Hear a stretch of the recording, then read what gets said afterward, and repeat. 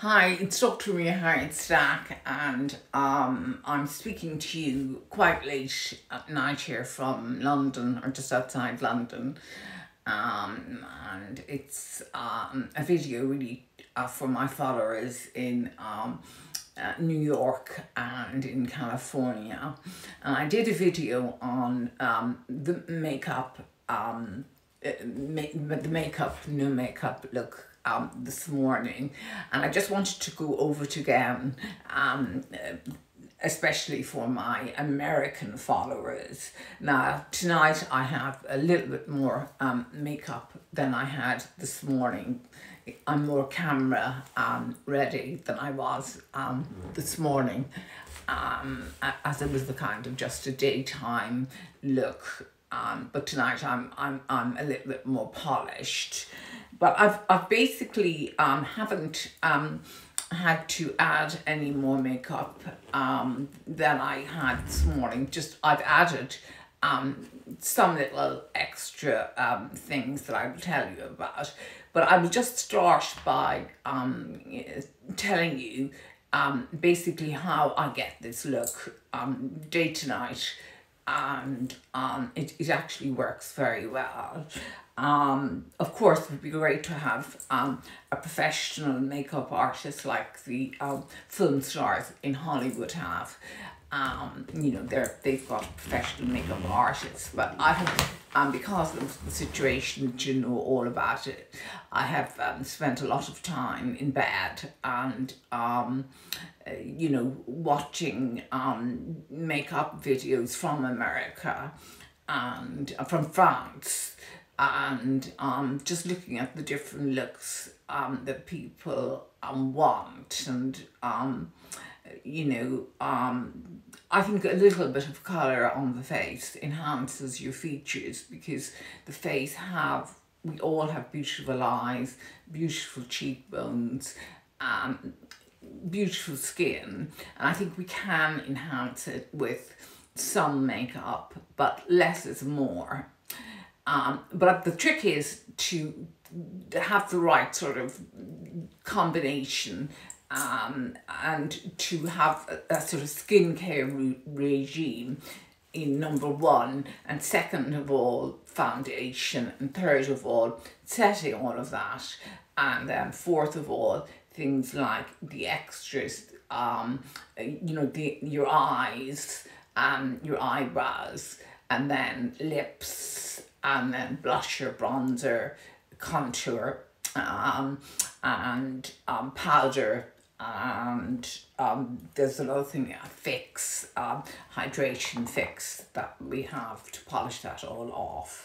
So I started off this morning with using a serum, a facial serum, and then I used that has vitamin E, vitamin C, and hyaluronic acid, and also my ELF peptide. It is peptides and hyaluronic acid. It's a hydrating moisturizer, but obviously it's very, very good for your skin. And the next thing is the SPF, which is an SPF 50, and this has a primer in it, which of course in California and in America we really all should be wearing it. But I also used an illuminating primer. So that was my skin prep done. I hadn't touched my face with anything else, and I left my face for a couple of minutes.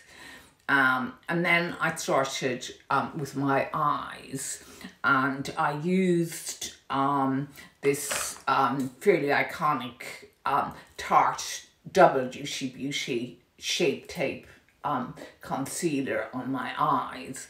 Now, I didn't say this morning that it's better to put the concealer on your skin first, and then use one of these beauty blenders, damp beauty blenders, which you know put under a tap, and you squeeze the water all out, and put a tissue on over it and really get all the way on it, and put the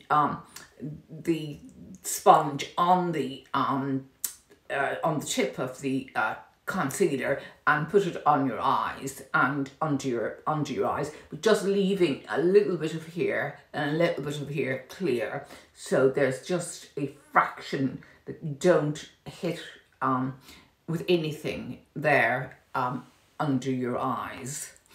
Now you have to fix that with the which I do with the Makeup Forever powder. It's I think it has some hyaluronic acid in it as well, you know, but it's used by makeup artists for the celebrities all over the world, and it's very, very fine. And I think the other trick is to use very little. I don't use this baking thing that, you know, they all use. But, you know, I just put it on and leave it on, and I then dust it off just to make sure that there's nothing left on, you know, afterwards, just to, you know, obviously no excess left, because I don't want any creasing or anything of that nature. So that's my eyes done.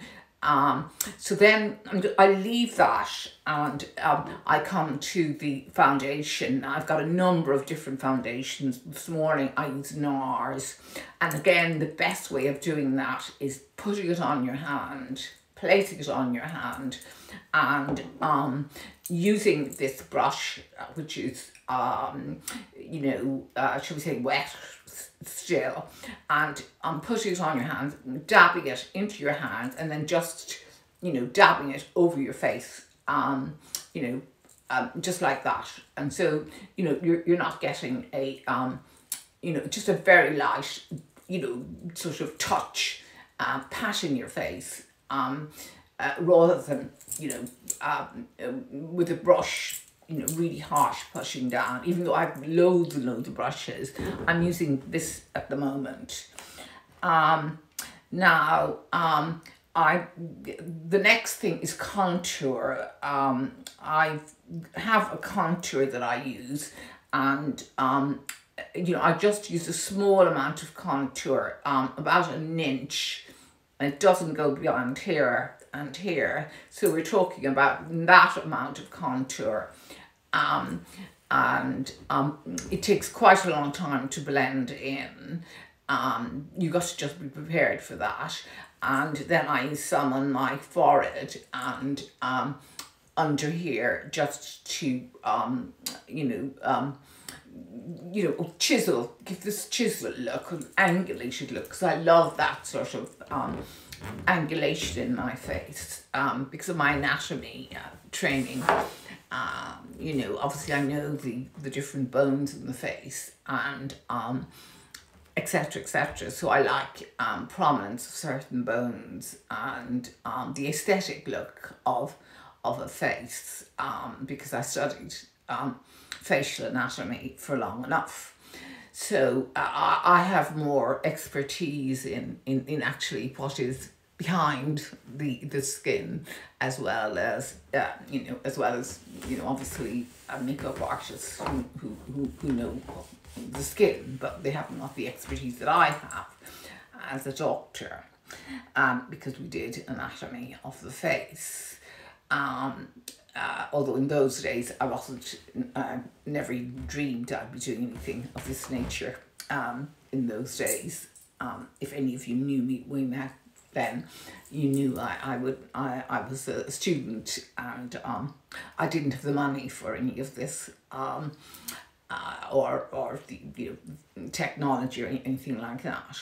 So we've put some contour onto the face, we've blended that in, and what's our next thing? The next thing then is, which I didn't mention really this morning, is the blusher. And this is actually a very good blusher by Dior, which I've used here, and you can see it here. It really is just a lovely blusher. Now I don't agree again with it going up here, which, you know, some of the people are trending.